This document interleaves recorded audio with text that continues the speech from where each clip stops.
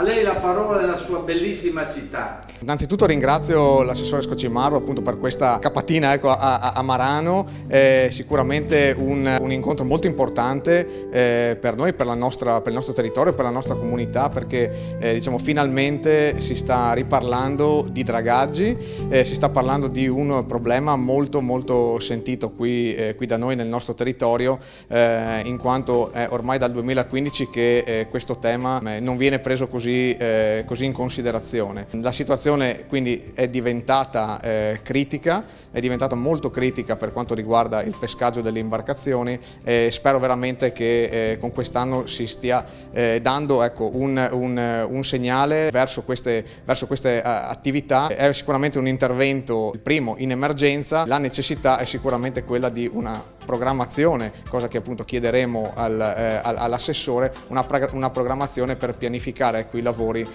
anche nel medio e lungo termine. Darei la parola all'assessore Scocimaro. È molto importante quello che state facendo, quello che la regione Friuli Venezia Giulia sta facendo per questo territorio.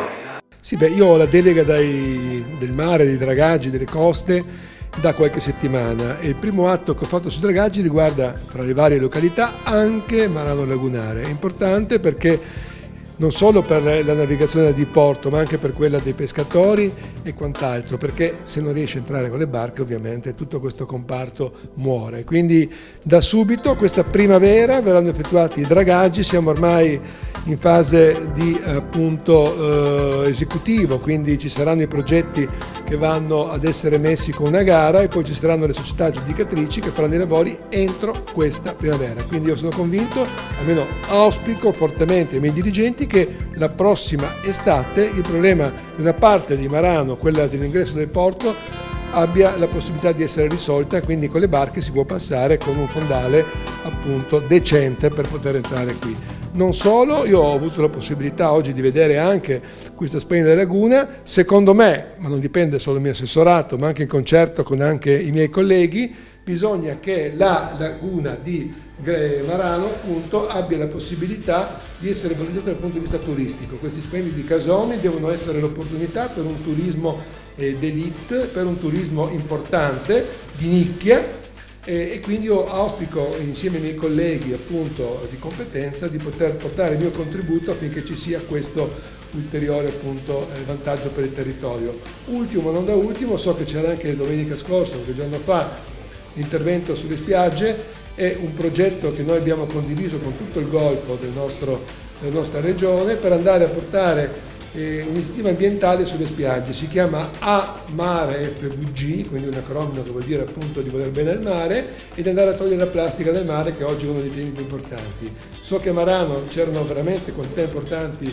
di rifiuti, da trovare la maniera appunto di trovare un accordo con i pescatori affinché loro facciano per primi gli spazzini nel mare e soprattutto che abbiano a disposizione del materiale ecocompatibile per poter mettere il pesce. Anche perché, assessore, lei sa meglio di me, Plastic Free è un progetto molto importante, lei è assessore all'ambiente, quindi il recupero della plastica, ma soprattutto il mangiare bene, il mangiare dei pesci sani senza plastica è oggi fondamentale. Io credo che su questo lei sia molto attivo. Mamma mia, questa è una cosa che deve essere un dogma che non si può discuterne, quindi il pesce deve essere sano, la plastica nel mare deve essere ridotta ai minimi termini.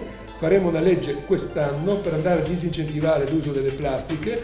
La legge si chiama Eco FVG, appunto, dove andremo FVG Green, insomma, chiamiamola come vogliamo. Praticamente andremo a portare incentivi a tutti coloro che useranno materiali ecocompatibili e non le plastiche. È un incarico importante. Ai lavori quando iniziate, assessore? Qui a Marano in primavera. Io, come ho detto prima, auspico che questa stagione balneare le barche da diporto e dai pescherecci che transiteranno nel porto di Marano Lagunare avranno il dragaggio fatto.